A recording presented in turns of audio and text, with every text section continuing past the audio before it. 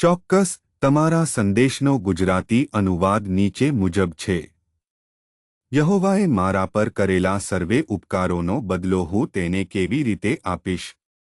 ગુરુવાર 1 જાન્યુઆરી 2026.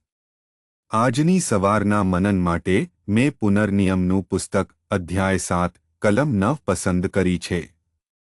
માટે તું જાણ કે તારો દેવ યહોવા તે જ દેવ છે, જેઓ તેના પર પ્રેમ રાખે છે ને તેની આજ્ઞાઓ પાળે છે. તેઓની સાથે 1000 પેઢી સુધી કરાર પાળનાર તથા કૃપા રાખનાર તે વિશ્વાસુ દેવ છે. શુભ પ્રભાત મિત્રો, અને આપ સૌને આશીર્વાદિત નૂતન વર્ષની શુભેચ્છાઓ. દેવની કૃપા, દયા, અચળ પ્રેમ અને પેઢીઓ સુધીના આશીર્વાદ સાથે તમે આ વર્ષની શરૂઆત કરો તેવી પ્રાર્થના. ચાલો આપણે આ કલમ પર મનન કરીએ. આજની સવારના મનનનો વિષય છે વિશ્વાસુ દેવ. મૂસા ઇઝરાયેલના લોકો સાથે વાત કરી રહ્યો હતો કારણ કે તે પોતે વચન આપેલા દેશમાં કનાન પ્રવેશવાનો નહોતો. તે લોકોને સમજવામાં મદદ કરી રહ્યો હતો અને યાદ અપાવતો હતો કે દેવ તેમના માટે શું હતા, દેવ તેમના માટે શું કરી રહ્યા છે અને દેવ તેમના માટે શું કરશે.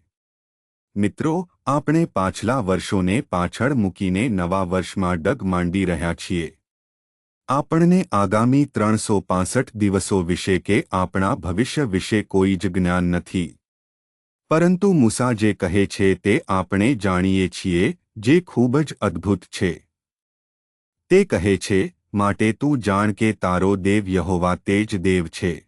તેનો અર્થ એ છે કે દેવ જ સર્વસ્વ છે. તે સર્વશક્તિમાન, સર્વસમર્થ અને સર્વજ્ઞાની દેવ છે. એવો દેવ જે શૂન્યમાંથી બધું જ સર્જી શકે છે. તે દેવ છે. તે જ અંતિમ સત્ય છે. જાણો કે તે દેવ છે. અને આપણે સમજવાની જરૂર છે કે તે દેવ આપણી સાથે છે. જે દેવ બધી વસ્તુઓના સર્જનહાર છે તે આપણી સાથે છે.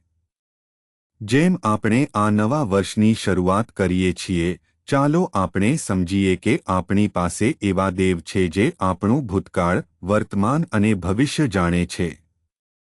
તે દેવ આપણી સાથે છે.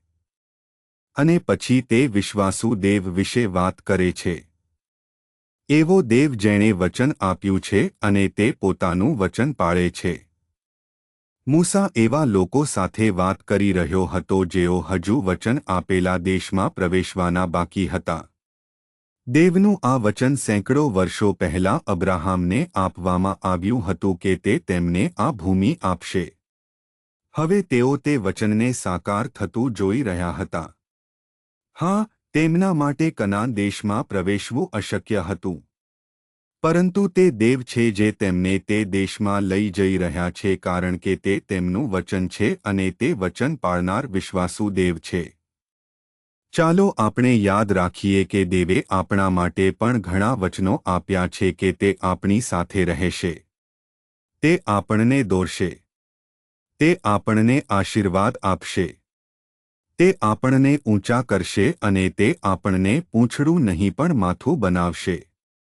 ચાલો આ વચન યાદ રાખીએ. આપણો દેવ વચન પાળનાર દેવ છે.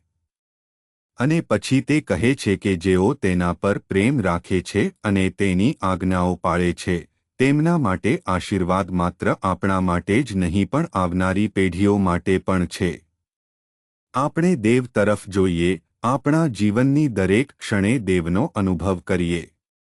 આપણે તેની આજ્ઞાઓનું પાલન કરીએ અને આપણા માટે તથા આપણા બાળકો માટે આશીર્વાદ પ્રાપ્ત કરીએ.